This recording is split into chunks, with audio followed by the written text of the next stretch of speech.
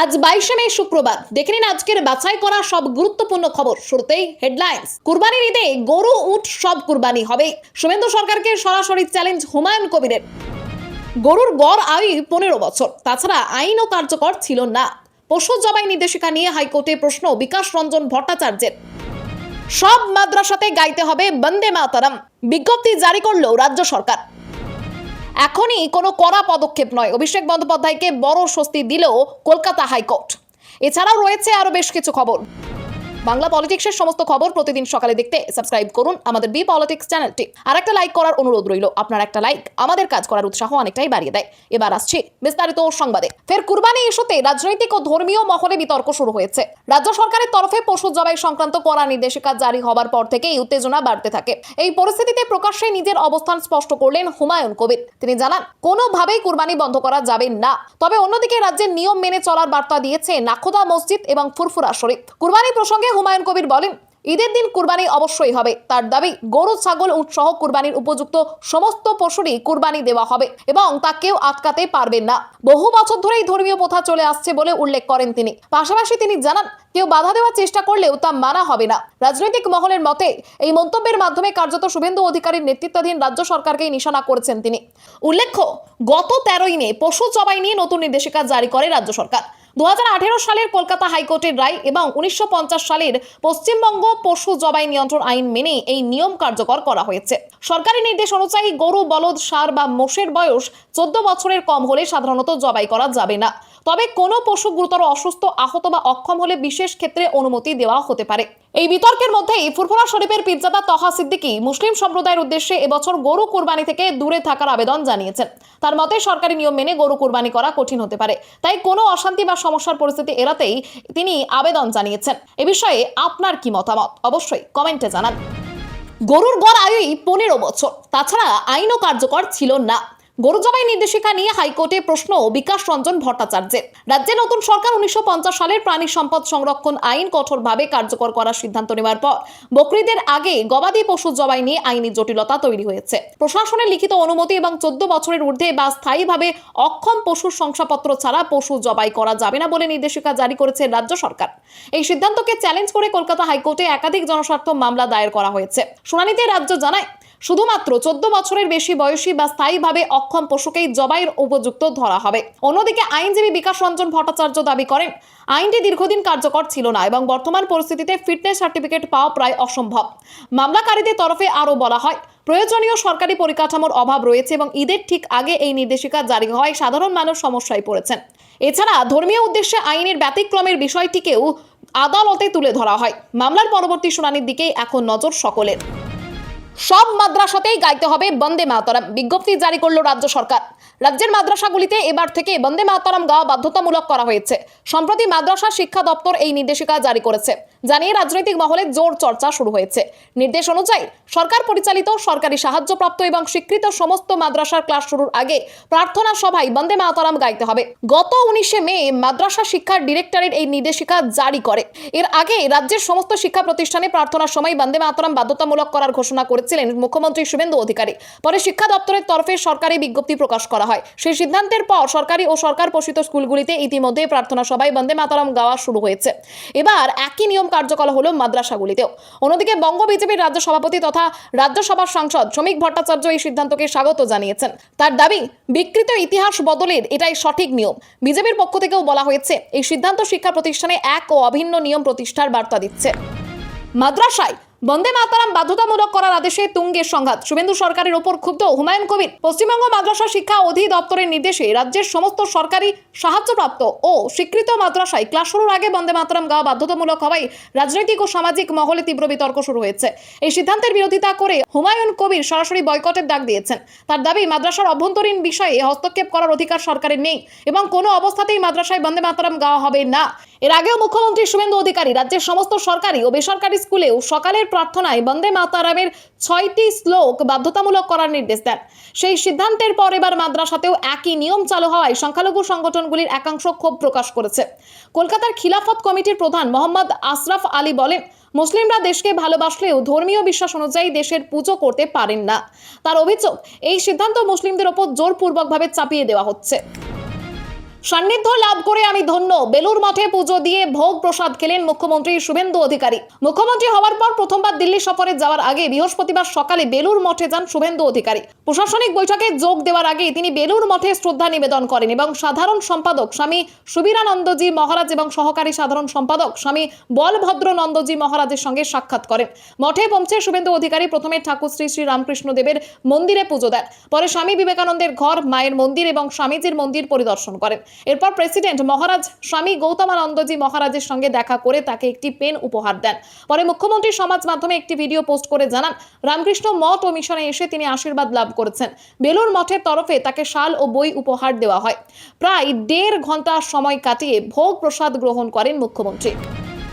এখনই কোনো কড়া পদক্ষেপ নয়, অভিষেক বন্দ্যোপাধ্যায়কে বড় স্বস্তি দিল কলকাতা হাইকোর্ট। অভিষেক বন্দ্যোপাধ্যায়ের লিভস অ্যান্ড বাউন্ড সহ একাধিক সম্পত্তিতে কলকাতা পুরসভার ডিমোলিশন নোটিশ পাঠানো নিয়ে বিতর্কের মাঝে আইনি স্বস্তি পেলেন ডায়মন্ড হারবারের তৃণমূল সাংসদ তথা সর্বভারতীয় সাধারণ সম্পাদক অভিষেক ব্যানার্জি। বিধাননগর সাইবার ক্রাইম থানায় দায়ের হওয়া একটি এফআইআর মামলায় কলকাতা হাইকোর্ট জানিয়ে দিয়েছে, পরবর্তী নির্দেশ না দেওয়া পর্যন্ত তার বিরুদ্ধে কোনো কড়া বা শাস্তিমূলক পদক্ষেপ করা যাবে না।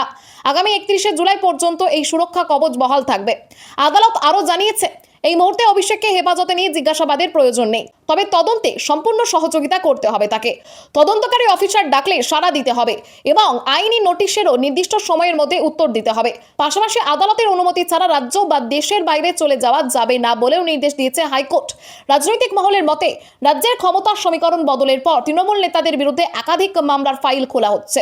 তার মধ্যেই অভিষেকের বিরুদ্ধে সাইবার থানায় এফআইআর ঘিরে রাজনৈতিক ও আইনি মহলে ব্যাপক চাঞ্চল্য তৈরি হয়েছে। ভোটে হারতেই চাপ বাড়ছে। আয় বহির্ভূত সম্পত্তির মামলায় গ্রেপ্তারি এড়াতে তড়িঘড়ি হাইকোর্টে ছুটলেন অদিতি মুন্সি এবং স্বামী দেবরাজ। নির্বাচন কমিশনে জমা দেওয়া হলফনামায় সঠিক আয় দেখানো হয়নি এবং আয় বহির্ভূত সম্পত্তির অভিযোগে গ্রেপ্তারের আশঙ্কা প্রকাশ করে কলকাতা হাইকোর্টে আগাম জামিনের আবেদন করেছেন রাজারহাট গোপালপুরে তৃণমূলের প্রাক্তন বিধায়ক অদিতি মুন্সি এবং তার স্বামী দেবরাজ চক্রবর্তী। তাদের আইনজীবী আগাম জামিনের আবেদন জানালে বিচারপতি জয় সেনগুপ্ত মামলা দায়েরের অনুমতি দেন। শুক্রবার এই মামলার শুনানির সম্ভাবনা রয়েছে। রাজ্যে পালা বদলের পর দুর্নীতির অভিযোগে একাধিক তৃণমূল নেতা গ্রেপ্তার হওয়ায় অদিতি ও দেবরাজ নিজেদেরও গ্রেপ্তারের আশঙ্কা প্রকাশ করেছেন। 2021 সালে বিধানসভা নির্বাচনে অদিতি মুন্সি বিজেপি প্রার্থী শ্রমিক ভট্টাচার্যকে প্রায় 25,000 ভোটে হারিয়ে বিধায়ক হয়েছিলেন। তবে এবারের নির্বাচনে বিজেপির তরুণজ্যোতি তিওয়ারির কাছে পরাজিত হন তিনি। এদিকে বিধাননগরের মেয়র পরিষদ দেবরাজের ঘনিষ্ঠ বলে পরিচিত অমিত চক্রবর্তীকে সম্প্রতি গ্রেপ্তার করছে পুলিশ। বিজেপির বিজয় মিছিল আটকানোর অভিযোগে এর আগেও আরও দুজনকে গ্রেপ্তার করা হয়েছিল। 13 বছর হয়নি ভোট, এবার নির্বাচন হাওড়া পুরসভায়। দুর্নীতির তদন্তের ঘোষণাও মুখ্যমন্ত্রীর। দীর্ঘদিন ধরে নির্বাচিত পুর বোর্ড ছাড়াই চলা হাওড়া পুরসভায় অবশেষে নির্বাচন আয়োজনের ইঙ্গিত দিল রাজ্য সরকার। বৃহস্পতিবার হাওড়া সফরে গিয়ে মুখ্যমন্ত্রী শুভেন্দু অধিকারী জানান, সবকিছু ঠিক থাকলে চলতি বছরের ডিসেম্বরের মধ্যেই হাওড়া ও বালি পুরসভায় ভোট অনুষ্ঠিত হবে। 2013 সালের শেষবারের মতো ভোট হওয়ার পর 2018 সালে পুর বোর্ডের মেয়াদ শেষ হলেও আর ভোট হয়নি। এরপর থেকে প্রশাসক মণ্ডলীর হাতেই দায়িত্ব ছিল। মুখ্যমন্ত্রী বলেন, গণতন্ত্রে বিশ্বাস রেখেই পুরসভায় জনগণের অংশগ্রহণ নিশ্চিত করতে নির্বাচন জরুরি। ভোটের আগে ওয়ার্ড পুনর্বিন্যাস এবং অন্যান্য প্রক্রিয়াও শুরু করা হবে বলে জানিয়েছেন তিনি। পাশাপাশি বেআইনি নির্মাণ, জলাশয় ভরাট এবং অন্যান্য অনিয়ম অভিযোগ খতিয়ে দেখতে তথ্য অনুসন্ধান কমিটি গঠনের কথাও জানান শুভেন্দু অধিকারী। এছাড়া হাওড়া পুর নিগমের 1700 অস্থায়ী কর্মীর মধ্যে 500 জন কাজ না করেও বেতন নিচ্ছেন বলে অভিযোগ তুলে তদন্তের নির্দেশ দেওয়া হয়েছে। দীর্ঘ 8 বছর পর হাওড়া ও বালিতে নির্বাচিত পুর বোর্ড গঠন হবে কিনা এখন সেদিকেই নজর সকলের। অঙ্গনওয়াড়ির ফুটো চাল দিয়ে পড়ছে বৃষ্টির জল, উন্নয়নের টাকা খেয়ে ফেলেছে তৃণমূল, অভিযোগ বিজেপির। পূর্ব বর্ধমানের মঙ্গলকোট বিধানসভা কেন্দ্রের বুইচি গ্রামের একটি অঙ্গনওয়াড়ি কেন্দ্রের বেহাল অবস্থা ঘিরে তীব্র চাঞ্চল্য ছড়িয়েছে। স্থানীয় বিজেপির বুথ সভাপতি আশুতোষ ঘোষের অভিযোগ, অঙ্গনওয়াড়ি কেন্দ্রের উন্নয়নের জন্য টাকা এলেও সেই অর্থ কাজে খরচ না করে আত্মসাৎ করা হয়েছে। তার অভিযোগের নিশানায় তৃণমূল কংগ্রেসের অঞ্চল সভাপতি প্রদীপ চট্টরাজ। যদিও এই বিষয়ে যোগাযোগ করা হলে তিনি ফোন ধরেননি। স্থানীয়দের দাবি, বুইচি গ্রামের মাঝিপাড়ার এই অঙ্গনওয়াড়ি কেন্দ্রটি একটি ছোট ভাঙাচোরা ঘরে চলছে। ঘরের চাল ফুটো হওয়ায় বৃষ্টি হলেই ভেতরে জল পড়ে এবং বর্ষাকালে হাঁটু পর্যন্ত জল জমে যায়। প্রায় 70 জন শিশু এই কেন্দ্রের সঙ্গে যুক্ত থাকলেও জায়গার অভাবে ঠিকমতো পঠন পাঠন সম্ভব হচ্ছে না। অঙ্গনওয়াড়ি কর্মী চিন্তা রায় ঘোষণা করে জানিয়েছেন, ঘরের ভেতর অতিরিক্ত ধোঁয়ার কারণে রান্না করা যায় না বলে বাইরে উনুন জ্বালিয়ে রান্না করতে হয়। স্থানীয় অভিভাবক এবং বাসিন্দাদের অভিযোগ, বর্তমান পরিস্থিতিতে শিশুদের পাঠাতে ভয় লাগছে। 5 মন্ত্রী নিয়ে এসেছি, রাস্তা বন্ধ হয়নি, মমতাকে বিঁধে দুর্গাপুরে শিল্পের প্রতিশ্রুতি। দুর্গাপুরের প্রশাসনিক বৈঠকের পর মুখ্যমন্ত্রী শুভেন্দু অধিকারী জানান, বর্তমান রাজ্য সরকারের লক্ষ্য শুধু উন্নয়ন প্রশাসনিক বৈঠকের নামে অযথা খরচ নয়। তার দাবি পূর্বতন সরকারের আমলে প্রশাসনিক বৈঠক ও শুট বুকিং এর জন্য কোটি কোটি টাকা খরচ হতো। বৃহস্পতিবার বৈঠকে বন্যা পরিস্থিতি মোকাবিলা এবং শিল্প উন্নয়নকে বিশেষ গুরুত্ব দেওয়া হয়। বর্ষার আগে প্লাবন পরিস্থিতি সামাল দিতে নিম্ন দামোদর, ঘাটাল, কান্দি, উত্তরবঙ্গ ও মালদার এই 5টি জোন তৈরি করেছে প্রশাসন। শুভেন্দু অধিকারী বলেন, অল্প সময়ে সব সমস্যা মেটানো সম্ভব না হলেও সমাধানের চেষ্টা চলছে। প্রতি বছর দামোদরের জলে দুর্গাপুর, আসানসোল, হাওড়া ও হুগলির বিস্তীর্ণ এলাকা প্লাবিত হয়। তাই এবার আগাম প্রস্তুতিতে জোর দেওয়া হচ্ছে। বৈঠকের শেষে শিল্প নিয়ে বার্তা দিয়ে শুভেন্দু বলেন, তৃণমূল সরকারের আমলে দুর্গাপুরের শিল্প খরা তৈরি হয়েছিল এবং বেকারত্ব বেড়েছিল।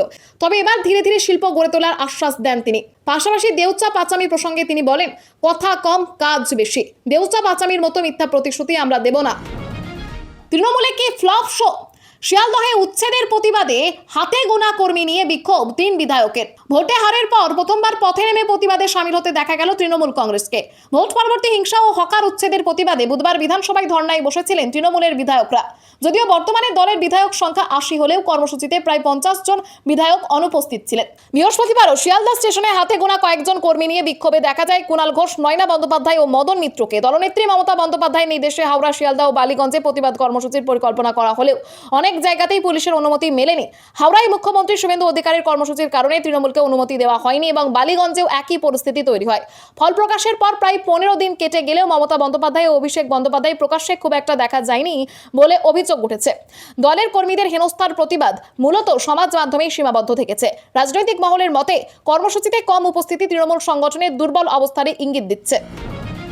ফলতায় বেপাত্তা তৃণমূলের পুষ্পা, মুখ ঢেকে ভোট দিয়ে কি জানালেন জাহাঙ্গীর পত্নী। ফলতায় পুনর্নির্বাচনে 29 এপ্রিলের তুলনায় একেবারে ভিন্ন ছবি দেখা গেল 21শে মে। বৃহস্পতিবার উৎসবের পরিবেশে ভোট দেন ফলতার মানুষ। তৃণমূল প্রার্থী জাহাঙ্গীর খানের স্ত্রী রেজিনা বিবিও এদিন ভোট দেন। যদিও জাহাঙ্গীরের বাড়ি ও পার্টি অফিসের আশপাশ ছিল প্রায় শুনশান। ভোট দিতে গিয়ে সংবাদ মাধ্যমের প্রশ্নের মুখে পড়লেও স্বামীর বিষয়ে কোনো মন্তব্য করেননি রেজিনা বিবি। ঘনিষ্ঠ সূত্রের দাবি, 4 মে বিজেপি সরকার ক্ষমতায় আসার পর থেকেই জাহাঙ্গীর খানের ওপর চাপ বাড়ছিল। অভিষেক বন্দ্যোপাধ্যায়ের ঘনিষ্ঠ বলে পরিচিত এই নেতার অভিযোগ ছিল, স্থানীয় বিজেপি নেতারা তাকে হুমকি দিচ্ছিলেন এবং প্রার্থীপদ প্রত্যাহারের জন্য চাপ সৃষ্টি করেছিলেন। পরিস্থিতি নিয়ে তিনি অভিষেক বন্দ্যোপাধ্যায়, ফিরহাদ হাকিম ও মমতা বন্দ্যোপাধ্যায়কে ফোন করলেও যোগাযোগ করতে পারেননি বলে ঘনিষ্ঠরা জানিয়েছেন। এরপরেই তিনি এলাকা ছাড়ার সিদ্ধান্ত নেন। গত 29 এপ্রিল ভোটের সময় সক্রিয় থাকলেও এবার জাহাঙ্গীর ভোট দিতেও আসেননি। অন্যদিকে ভোট শেষে ফলতায় জয় নিয়ে আশাবাদী হয়ে ওঠে গেরুয়া শিবির। খবর আজকের মতো এখানেই শেষ। আবার আসছি আগামীকাল সকালে। পরবর্তী খবরের জন্য সাবস্ক্রাইব করুন আমাদের বি পলিটিক্স চ্যানেলটি।